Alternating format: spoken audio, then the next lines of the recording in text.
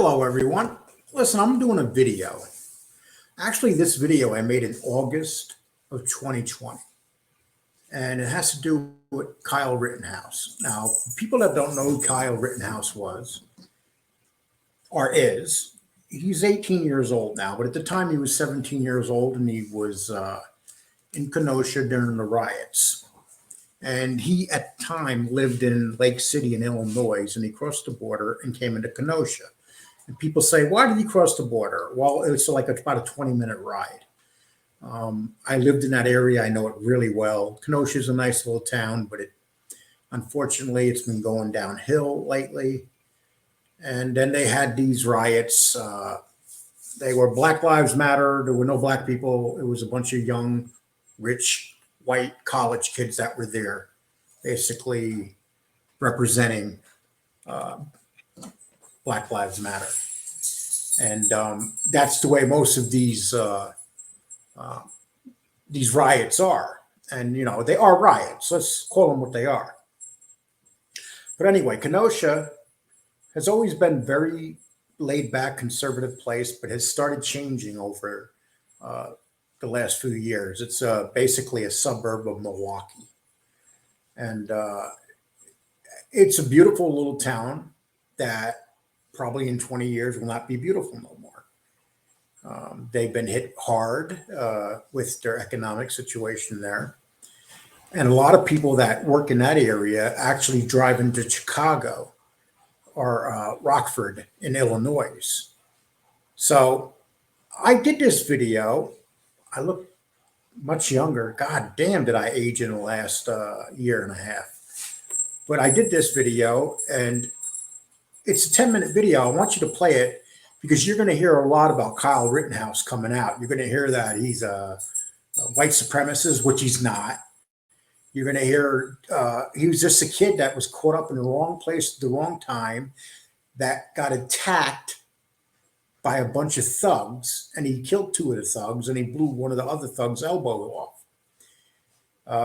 And they're going to make it sound like he was just there and he attacked these people on his own, which wasn't true. They attacked him. It was a brutal attack, a matter of fact. One of the attackers hit him over the head with a skateboard. But I want to play this video, and then I'm going to explain it a little bit to you. And today there was a big, the judge basically came back with something good for Kyle. Basically what they're saying is these guys cannot be described as victims because they were part of the attack. It was a group of people against one kid who never got in trouble with the law. He was a good kid. And they're going to make it sound like he brought his gun across the border into Kenosha. He didn't. His gun was at his friend's house in Kenosha. Granted, he was still too young to have that gun. And he's probably going to face a gun charge. If anything, that's what he should face. No more than a gun charge. They held him in jail for a long time. And then basically it was Ricky Schroeder and the guy that has the pillow company. They got together and came up with the bail and bailed him out for a couple $1 million. You have people all over the country being bailed out for $30,000 for killing a couple people. And this kid was made an example of at the time of being 17. But let me play this video and let you see it, and then we'll talk about it a little bit.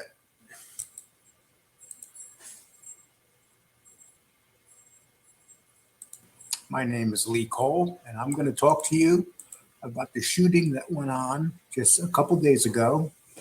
And I want to give you the facts because the shooting in Kenosha has been presented totally wrong. First of all, they're saying that the young Kyle Rittenhouse is for one, militia member. That's true. He was a member of a militia that was put together at the last second to go guard Kenosha from the bad guys. And then what was reported was that Kyle basically was a white nationalist, or he was a member of the Klan, or all these things they're making up. And it's all false. What Kyle was or is a 17-year-old kid that wanted to protect his community. And this whole thing, the whole amount of trouble was created by one man, and it was not Kyle. It was this gentleman right here. Now, his name is Joe Rosenbaum. He was the first gentleman that was shot. Now, here's what happened. He chased young Kyle, and this is Kyle right here. Kyle, this is the day before the shooting, and the day of the shooting. He was there with his friends, and they came to clean the graffiti, and he also volunteered to protect a car lot. So what happened in this story, he was in the car lot, and then he left the car lot, and on his way back, he was confronted by the police, and they told him that he couldn't get into the car lot. But after talking a little while, they finally let him into the car lot. While he was in the car lot, he started having things thrown at him by this gentleman right here. And as I told you, his name was Joe Rosenbaum. And I do say was because he's no longer with us. What he did is he was throwing stuff at Kyle. So what Kyle did at that time, and just so you know, this guy right here was just released from prison. He was in prison for beating the daylights out of his girlfriend and terrorizing her and her child. And when he got out, she was in a motel, and he actually went to despite the fact that it was an order of protection, he actually went and stayed with her at the motel. So he got out of prison. He went right back to his girlfriend. She let him in the motel, and he was already in violation of his probation, which said that he could not be around this woman. And he wound up going to prison because he beat the daylights out of this woman and terrorized the child. So this is the first guy that attacked Kyle Rittenhouse. But you're not going to hear about that in the media. That's fact. Is Kyle decided to run. He was kind of scared. Well, look at Joe. Joe looks kind of like a pretty intimidating guy. So what Kyle did is he took off. And as he took off, this guy chased him down and started throwing more things at him. At this point, Kyle was totally scared. So basically what he did is he turned around and fired a warning shot. When he fired the warning shot, Joe Rosenbaum would not stop, and he started running toward him, and he was running toward him like he was going to injure him. So what he did, Kyle. So basically, the kid fired a warning shot for this guy to stop attacking him because he was running at him. He did warn him. He fired the shot up in the ear, warning him. I was scared. He took the gun and he shot this man in the head, pretty much putting him down and out for good. So at this point, Kyle decided that he was scared. He didn't want any more things bad to happen. So he picked up his phone and tried to call 911. As he was doing so, Kyle had a little issue. People were looking at him and yelling, "There he is, there he is." And they decided to attack him. So basically what you would see in this last picture right here, these groups of people, this is Kyle on the ground being hit by the skateboard.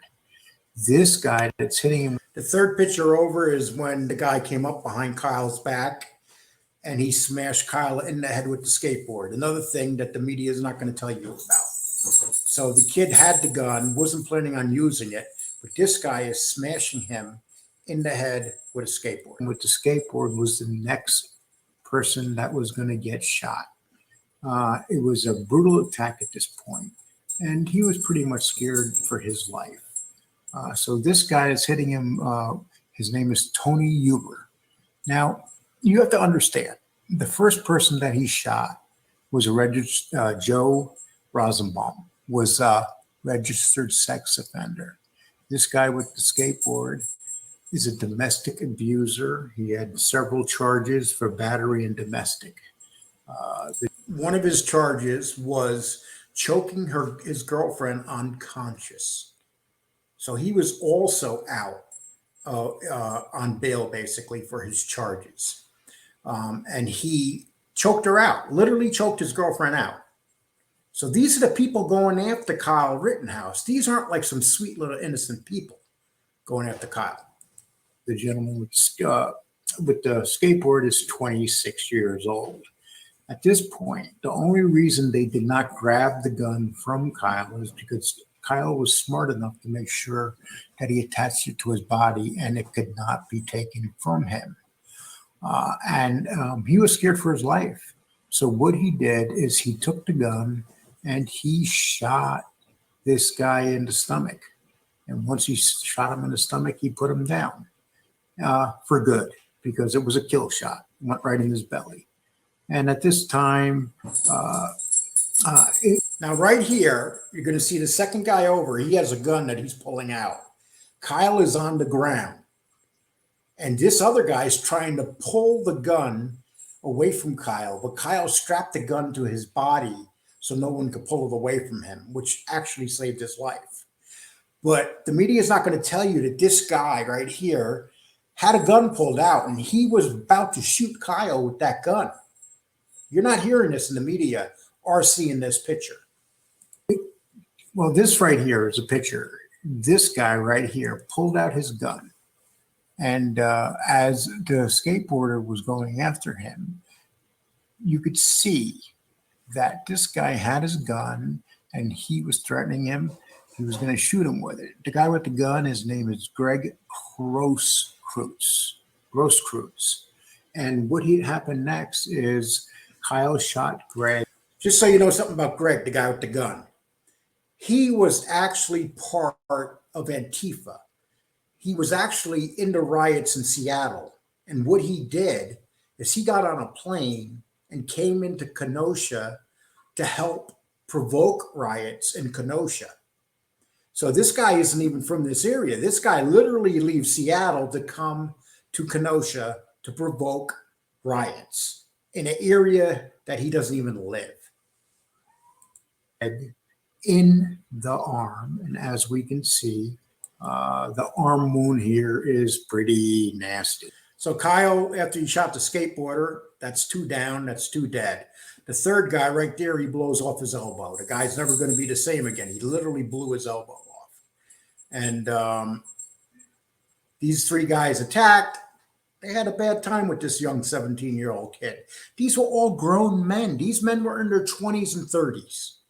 And they were attacking a 17-year-old boy. He basically blew off his elbow. And once he blew off the elbow, he fired a few more warning shots and everybody took off. And this is him right here calling for the police, putting his hand up, trying to get help. And so what he did is he eventually walked to the police and he turned himself in. Okay, and that's, let me correct that too, because that's what they were saying at the time, but here's what actually happened. He went to turn himself into the police. He was walking toward a bunch of police officers that were coming in that direction, and they told him to keep on going. They didn't even want any part of it. They told him to keep on going. So he went and called his mother. His mother drives over and picks him up and takes him back to his house, and he surrenders the next day. You will hear is that the protesters turned them in. First of all, most of these guys were not protesters. So as I just explained to you, the first guy he shot was a registered sex offender. The second guy he shot was arrested several times for domestic battery. And as we know, domestic battery is usually on a person close to you. So I wouldn't be surprised if it was a wife or a girlfriend. So these gentlemen are dead. Now we have another gentleman that's missing an elbow for the rest of his life. Hopefully he'll find a fake one to stuff in there. But I don't think he's going to be pulling any guns out anytime soon. And you're going to hear every story right now about who Kyle is. they're going to try to present him in every way possible to make him look as evil as possible. So it's going to be your duty as someone that knows the facts now to take them into consideration whenever you hear anything. He is probably going to be found innocent because there are several videos online of the shooting. Now, I have not showed any of those videos, but you can find them if you look for them. And at 10 o'clock on Saturday night, I will be doing a new show with my son, and we will be presenting that video. Just put my name in and write Fandom Zone News, and you should be able to see where we are located. Or you can friend us, or you can like us, and we will send you links to any information you need. I hope that this information helps you understand what happened. And remember, this kid was a pretty good guy. And now the media calls him a dropout. I was reading some stories on him today.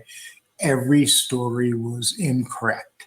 I read the stories and I checked up on them, and they were incorrect. They're lying.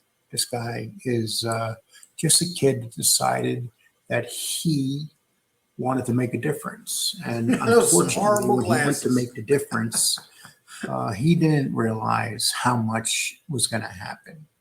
He ran into a very bad group of people. And if he had his gun taken away, he would have been beaten down pretty bad. He may have been even beaten to death. Another thing is he's 17. He illegally had the gun. But at the same time, you got to remember, these rioters were illegally burning buildings, beating people up. There was a gentleman, an older gentleman in his 70s, who was trying to protect his mattress company. And he was literally almost beaten to death. It was a horrible scene. And once again, all this stuff is on video on YouTube, and it can be easily found. Well, I just wanted to present the facts to you. I hope that you take them in and look for my next video. Thank you. Okay, just so you know, it's kind of dark in here. I didn't turn the lights on, but just so you know, when I did that video, it was almost a year and a half now. And at that time, it was a very big thing with Kyle Rittenhouse. But you're going to hear the media now. The media is going to come out and tell you that this kid was a bad kid, that he pretty much was some type of supremacist, which he wasn't. He was part of a militia that was just formed to go protect Kenosha from the rioters. And when they went there, they were cleaning off all the graffiti that the rioters put on everything. Oh, I'm sorry. Okay. And so this kid spent quite a bit of time in jail until Ricky Schrader, an actor, along with the guy that owns the pillow company, My Pillow, they came up with the money and they got him out. And they tried to get him put back into jail or prison, to get him locked back up, trying to say that he violated because he was hanging out with a motorcycle gang. It was a bunch of guys on motorcycles that he just people look up to him because of what he did. This is one kid that did something that grown men don't have enough guts to do. And these other men that attacked him, one, they weren't of color. They were all white guys attacking a white guy. And they were there for the purpose of violence. They had criminal rap sheets. And the guy that got his elbow blown off came in from Seattle to start a riot. I hate to tell these guys, they picked a fight with the wrong person that night. They went after the wrong person that night. Now you're going to have a jury that's going to have to decide whether this kid's innocent or he spends the rest of his life in jail or in prison. No one knows. But the New York Times, they did a timeline and they showed the whole shooting, and they actually did a good job. Usually they don't, because they're so far left, they don't do a good job. They present it in one direction. But they did a whole timeline where they showed someone shooting at him that night, and they showed the attack, and they showed everything he did to defend himself. And that timeline is going to be used as evidence for Kyle Rittenhouse. So, we're at the point in this country where when someone actually defends himself because he's being brutally attacked by three grown men with rap sheets for violence, beating women and molesting children. I mean, the first guy that he shot was a registered sex offender. I mean, these guys were not good guys. But the media is going to act like these were victims. But today the judge said, no, they're not going to be considered victims. They're going to be considered guys that are attacking Kyle Rittenhouse, which is good.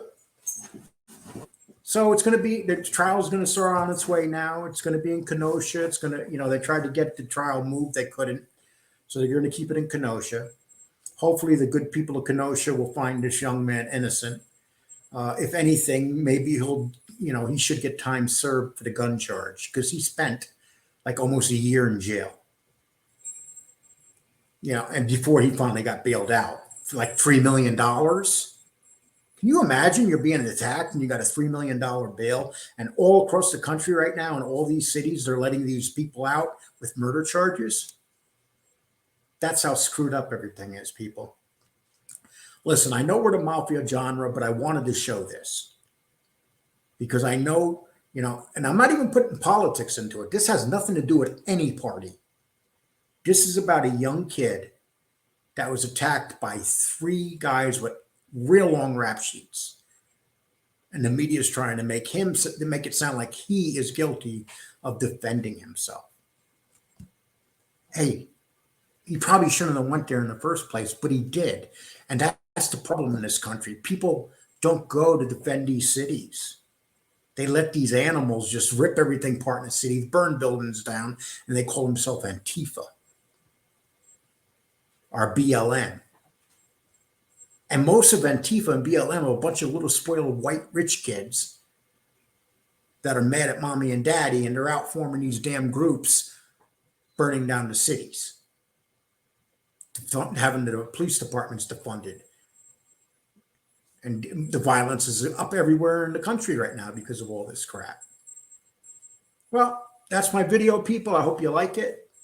If people don't like my political stance on this, all I could say is tough shit. This is who I really am right now. I'm not going to pretend to be something I'm not. Okay, I am who I am. And this young man, I pray to God that he gets off and doesn't have to go to prison. But in the system, though, you just never know. Here's what will happen.